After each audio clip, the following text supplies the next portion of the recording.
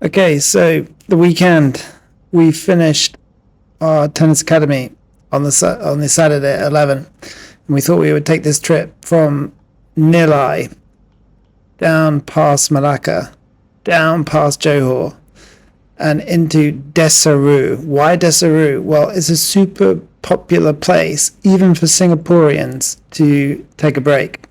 So here's Singapore, and they apparently hop the border, and 45 minutes without traffic can be here on this beach area. The beach area has an amazing golf course with Ernie Els.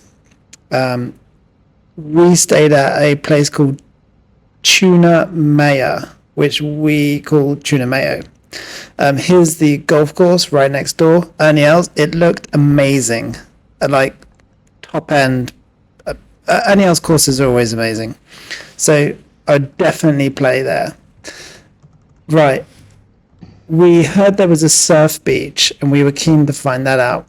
This is the Westin. So we heard that our hotel was old, but the Westin was new. Also, the Hardrock was new. We walked to the Westin, which will be in this video. We didn't walk into the Hardrock, but it was next door. There's the one and only. We tried to get in there, but the gates were firmly closed. So that was not an option. And yeah, we then hit the road. Now, if you haven't driven much in Malaysia, it's cool. 3-lane highway. This is the main E2, but also I think referred to as the AH2. We set off, like I said, around 11 on Saturday morning and got there around 3, so it's a good 4 hours. I think we stopped once. What is cool about driving through Malaysia is looking at the jungle and the palm trees that line like the side of the roads. I'm also always like super amazed, both Saturday and Sunday when we're on the road, you get the strimmer guys cutting the verges. I'm always like, hats off to these guys. The road down, because you're on that big highway, the AH2 or the E2, I'm not sure which one the locals refer to it as, is pretty straightforward. There is a lot of traffic on that highway. We have done it a few times, and if you get lucky, you have a pretty good run. We got lucky on the way down, and maybe 2 points were a little bit slow. The rest was pretty smooth sailing. Now we're getting on to, we crossed a massive river, and then we felt like we were in Desaru. Things started to change a little bit. We got the impression that they'd spent a bit of money down here. There's this super cool bridge. Here's the river, and there's this great big, it's the largest suspension bridge, I believe, in Malaysia. So here you go. It's kind of like, you know, one of these big cord ones that's suspended. We're having to do this tape with the voiceover because this is my first time recording like a weekend getaway. The family was all a bit like, what are you doing, what are you doing? So I just thought I'd voice over with what I would have said had there been no one else present. Just talking about Desaru, again, I don't know if I'm pronouncing that correctly, but we had just heard good things about it, and our main, we realised that near KL, if you head to the east coast, if you want to get across the Tioman Island or the Perhentian Islands, you can't do that in a day, because by the time you get there, you've missed the ferry. So we wanted something on the coast, and we've done Cherating before, and we didn't like the beach because it wasn't a surf beach. So after a bit of research, we found out that our best chances of surf and kite surf was down at Desaru. And knowing that the people from Singapore go there, we knew it had to be okay. It had to be possible for us to have a good time. Watch out for these toll roads. Make sure your touch and go cards are fully loaded, because that AH2 road did take a fairly hefty toll. I think we did 200 and nearly 300 Ks on the pole. So, you know, it was make sure yours is fully loaded. And we're shortly to arrive in Tunamaya. So as you drive in, this place has had money spent on it. You could really feel that. So these first few hotels, we as I've already said, we heard that these are the older ones, and it's the ones that you, after you've gone past these ones, it's the newer ones.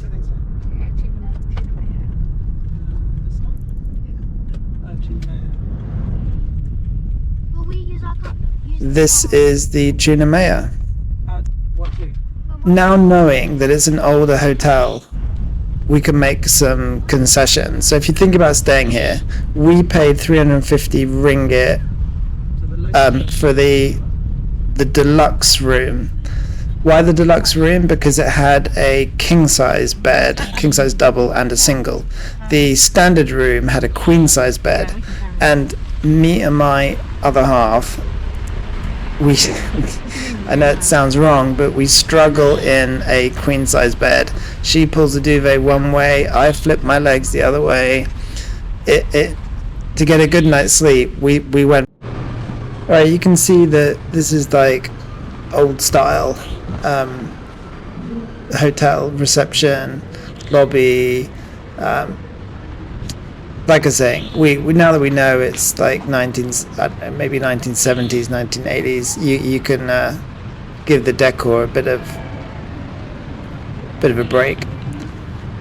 It's right on the beach. Loads of kids were playing in the pool. No one was in the sea. It was a rough sea the day we arrived, and we found out there are red flags. Here's the room. There's that big double king bed. You just saw my boy with his single. Here's the room view. So you got the palm trees, and that is the sea through that. Lots of action was going on in the pool. There was a group of like team building, so it seemed like companies use this place to come and have fun. Reasonable pool. Lots of people had no problem at all having a good time in there. We thought we'd take a walk down the beach, because we wanted to go check out the one and only. My missus was just obsessed with getting to the one and only. There was a lot of debris, which as a Brit we struggle with, like litter, plastic, rubbish, and what always appears to be no effort to pick it up. So we're always, we don't know if it's a British thing, just us, we're always shocked by just debris, and there appearing to be no effort to pick it up. There's that rough sea. No one was in it. There were red flags, but my son was like, why can't we go in? And that's kind of because where we're from, you go in the sea. Rough, wavy, undercurrent. You go in the sea and you frolic about. Here we are heading down to but yeah, on the way down, we spotted there were some shacks. We looked on Google Maps, and this looked like a super cool, like cabin area. That's a blue bottle jellyfish. They were strewn all up and down the beach. The walk down from the Tunamaya to the Westin was, I don't know, it took us 20 minutes or so.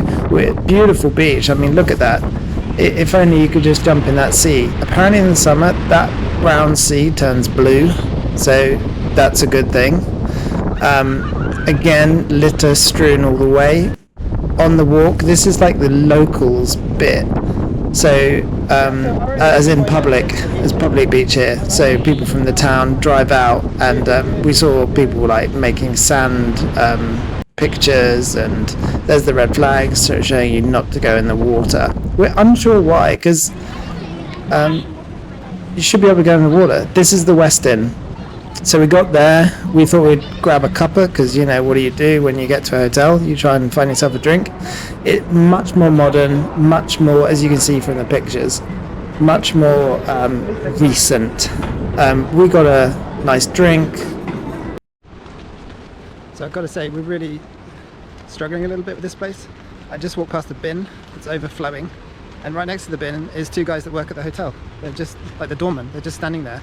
They're happy for the bin to overflow. And then literally just at the front entrance, there's more litter right next to where they're standing. I'm kind of confused. It really takes away from liking this hotel. But there we go. All right, we're off to the one and only to try and get some food and see what's at the one and only. It's meant to be 5-star mega luxury, so let's have a look. All right, so the one and only was firmly gate closed, no guests, no nothing. So we went to the Els Club because I was telling the missus, golf clubs always have amazing food. They always have amazing breakfast, amazing lunch, amazing club sandwiches, and amazing dinners. So off we went. The Els Club in the evening, it was just us and it was completely delicious. We even went back there for breakfast. This is us this morning heading back there for breakfast. The upstairs restaurant was for evenings. The lower ground restaurant was for breakfast, lunches, and it had a beautiful view over this most amazing golf club that I really want to smash up these 18 holes. Annie Els was a bit of a hero of mine in the 90s and early noughties, so like this guy has really done a good job with like taking golf clubs around the world, restaurants. I think he's got some wine. I mean, what a boy. Now we land on the Kite beach, or the surf beach. So this place, we immediately liked it. You drive onto the beach, so when you get to this point where the beach starts, you literally drive onto it. There you go, follow that car and you drive down the beach and you park up like on the where there's spaces. There were loads of shacks. We weren't sure if they were rentable or if they were owned by people or maybe fishermen. There were like fishing boats or I assume they're fishing boats, great big boats with huge motors and what looked like lobster pots and stuff. Again, we're always shocked by this litter thing going on, just like strewn and no one seeming to want to pick it up.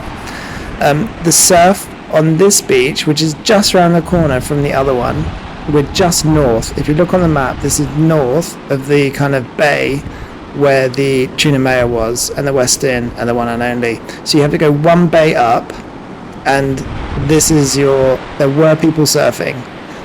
There was two surf schools we walked past.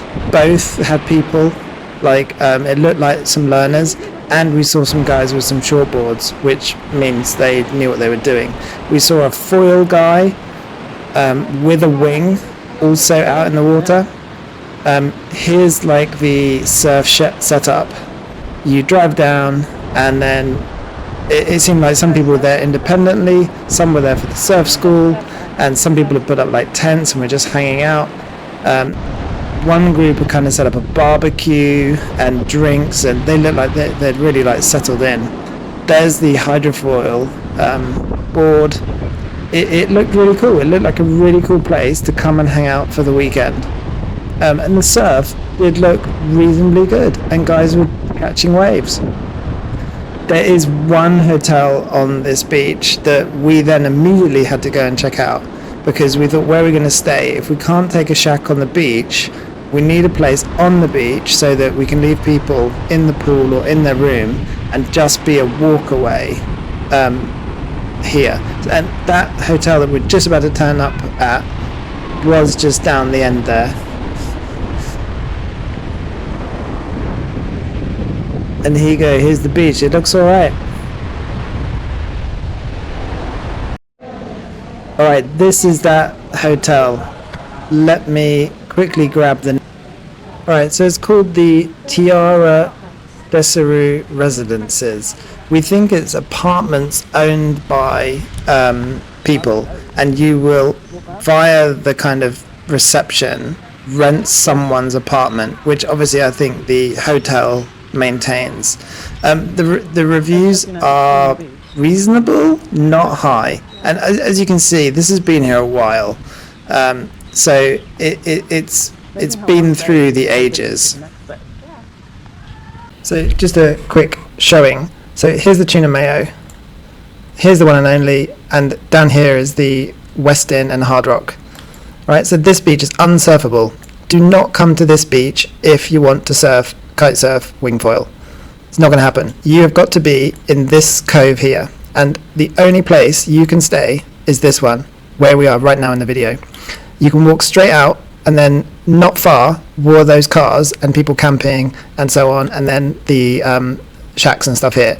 And you enter via this road here. You come in and come down this track and come onto the beach and drive down. That is your only option to stay on this beach as far as we could see, and that's where we will be staying next time we go down. And be under no illusion, for some reason this is the only one with surf. The water condition down here was so different to the water condition of this bay. It was really bizarre, but also just to have other people in case you get in any difficulty at all, this was the one to be on. All right, okay, so back at that hotel, it looked okay. The reviews weren't didn't fill us with joy, but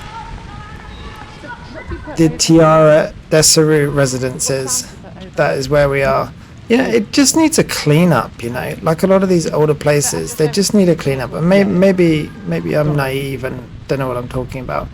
So normally, but if you weren't here, I'd be doing the voice right now. We're going to have to stay here if we want to be on this surf kite beach.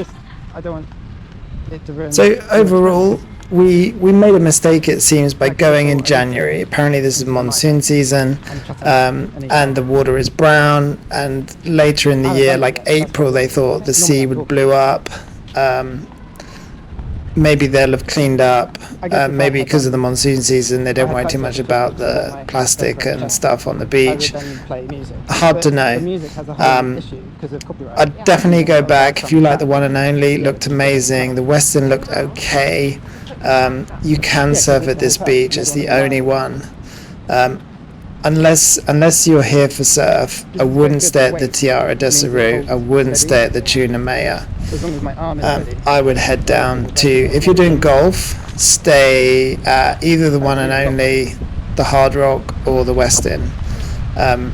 If you're on a budget, yeah, you'll have to come back to Tunamaya, or maybe this one, Tiara Desaru, because it was also on the value side.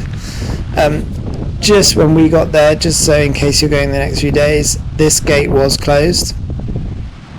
It was then opened, weirdly, by one of the workers, and he had no problem with us going through and having a look, which we'll do in a sec. He took us through, and he explained that there had been some storms and washed up debris and whatnot, and they were yet to tidy it up. What else to say about the area? Our drive back was trafficy, 4 hours 45 coming back. We did it in the daylight. At night time that road can be a bit, well, I'm getting old and I struggle to see it at night. Here we go, so we're on the beach.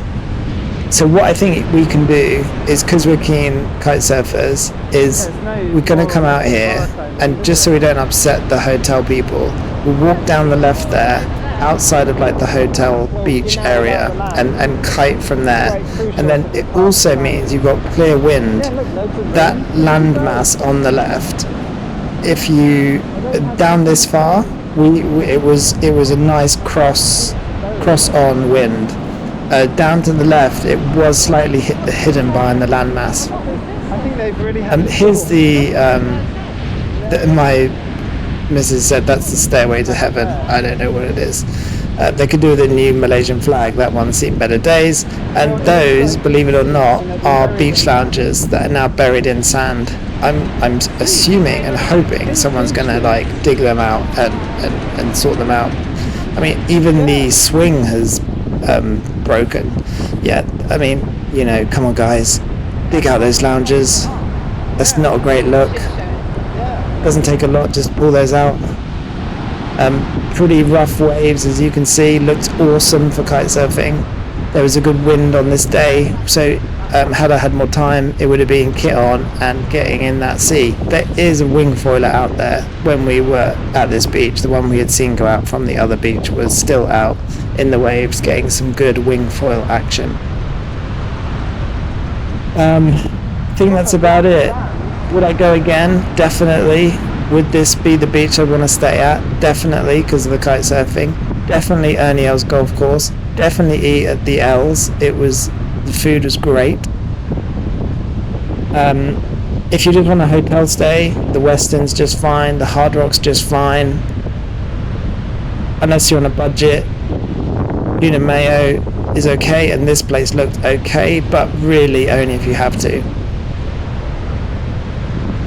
Other things to think about, there was loads of cars at the garages on the way back, so if you can fill up either as you land in Desaru or as you leave, the garages were super busy at around 1-2 on a Sunday driving back, like queues to get in, so just something to be aware of.